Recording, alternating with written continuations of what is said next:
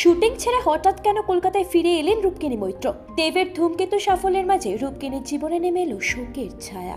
এক মাসে টানা দ্বিতীয়বার অঘটন ঘটল রূপকিনীর পরিবারে। কি এমন ঘটলো অভিনেত্রীর জীবনে? হঠাৎ মুম্বাই থেকে কলকাতায় ফিরে এলেন রূপকিনী মৈত্র।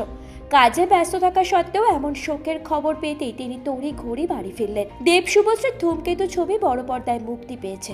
আনন্দে মেতে উঠেছেন দেব। ঠিক তখনই রূপকিনীর জীবনে নেমে এলো অন্ধকারের ছায়া।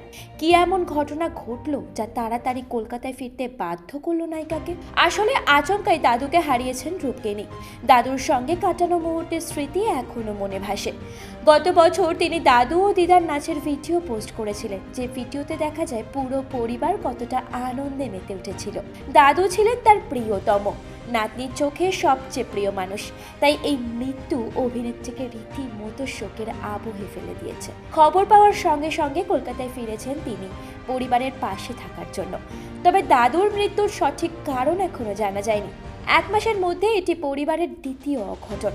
এক মাস আগে নিজের মাসিকে হারিয়েছিলেন রূপকিনী। এই বিপর্যয় পরিবারের পাশে থাকা নায়িকার জন্য আবেগিকভাবে গুরুত্বপূর্ণ হয়ে উঠেছে। চলতি সময়ে বড় পর্দায় দেখা যায়নি রূপকিনী মৈত্রকে।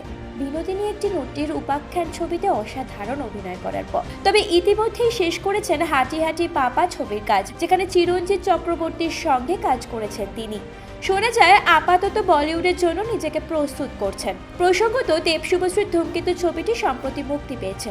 বক্স অফিসে রীতিমতো সুনামি সৃষ্টি করেছে এই ছবি। দর্শকরা একসঙ্গে দেব শুভশ্রীকে দেখে নস্টালজিয়ায় ভেসে যাচ্ছে। গতকাল বড় মায়ের মন্দিরে পুজো দিতে উপস্থিত ছিলেন দেব ও শুভশ্রী। অভিনেত্রীর শোকের মাঝেও পরিবারের পাশে থাকা এবং নিজের পেশাগত কাজে মনোনিবেশ করাই এখন তার প্রাথমিক অগ্রাধিকার। ব্যুরো রিপোর্ট, ভারত সমাচার।